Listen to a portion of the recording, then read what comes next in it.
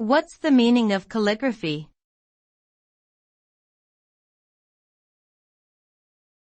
Calligraphy.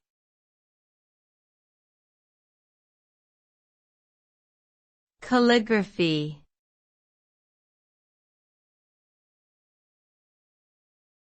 Calligraphy.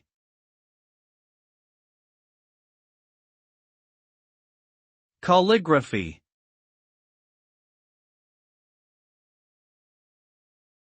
Calligraphy is a type of visual art related to writing, in which letters and symbols are skillfully arranged using a variety of techniques.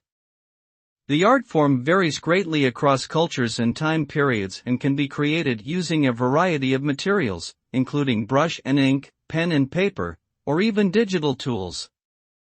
The result is often a beautiful and expressive piece of artwork that displays the skill and creativity of the calligrapher.